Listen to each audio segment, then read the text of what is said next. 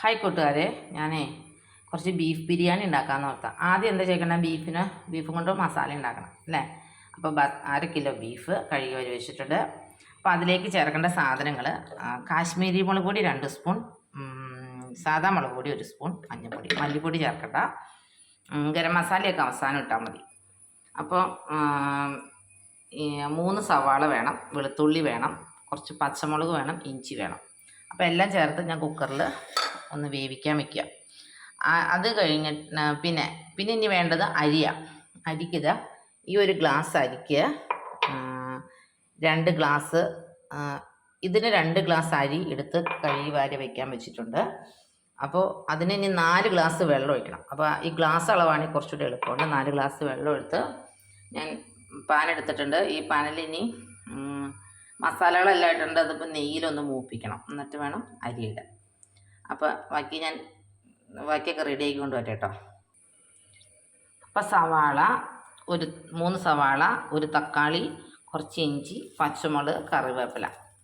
അപ്പോൾ ഇത്തിരി കുരുമുളക് പൊടിയും കൂടി ഇട്ട് ഞാൻ കുക്കറിൽ തിളയ്ക്കാൻ വെച്ചിട്ടുണ്ട്. അപ്പോൾ ഇതും കൂടെ ചേർക്കട്ടെ കേട്ടോ. ഇച്ചിരി കുരുമുളക് പൊടിയും കൂടി ചേർക്കണം കേട്ടോ, 1/2 സ്പൂൺ കുരുമുളക് പൊടി. അപ്പോൾ കുറച്ച് നെയ്യും ഇച്ചിരി വെളിച്ചെണ്ണയും കൂടെ ഒഴിച്ചു. അങ്ങനെ മസാലകളെല്ലാം കൂടി ചൂടായിട്ടു. അപ്പോൾ ഞാൻ അരി ഇടാൻ പോവാം. അരി ഉപ്പ് ചേർത്ത് ഇവിടെ കഴുകി വരി വെച്ചിട്ടുണ്ട്. അപ്പോൾ ഞാൻ പറഞ്ഞ അളവ്, ഈ ഗ്ലാസ്സിന് 2 ഗ്ലാസ് അരിയാണ് എടുത്തത്. അപ്പം 4 ഗ്ലാസ് വെള്ളം ഞാനിവിടെ അളന്നെടുത്ത് വെച്ചിട്ടുണ്ട്. അപ്പോൾ വെള്ളം ഒഴിക്കാൻ പോവാം. ഇത് വേവും. പിന്നെ ഇറച്ചിയിൽ വെള്ളം ഉണ്ടാവും, ദമ്മടിക്കുമ്പോൾ നമുക്ക് ബാക്കി വെള്ളം കൂടെ ചേർക്കാം. അപ്പോൾ ഇത് വേവണം വരെ മൂടി വയ്ക്കട്ടെ കേട്ടോ. ഉപ്പൊക്കെ ചേർത്തതാണ്. അപ്പം വേവാൻ വയ്ക്കട്ടെ കേട്ടോ. ഒരു മണിക്കൂറെങ്കിലും വേണം ഇത് ഉണ്ടാക്കാൻ. അപ്പം ഞാൻ അടച്ചു വയ്ക്കട്ടെ. അങ്ങനെ ചോറൊക്കെ വെന്തു. ബീഫ് വെന്തു. അപ്പോൾ അതിനകത്ത് കുരുമുളകും ഇച്ചിരി ഗരം മസാല ഇട്ടു, ഇച്ചിരി ഉപ്പ് കുറവുണ്ടായിരുന്നു, ഉപ്പിട്ടു. ഇനി ഞാൻ ദമ്മടിക്കാൻ പോവാം കേട്ടോ.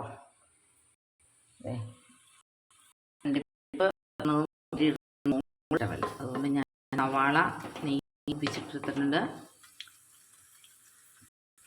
2 കസ്കസ്, അതായത് വെളുത്ത മുന്തിരി ഒരു ഇട്ടിട്ടുണ്ട്. അവൾക്കത് വലിയ ഇഷ്ടമൊന്നുമില്ല.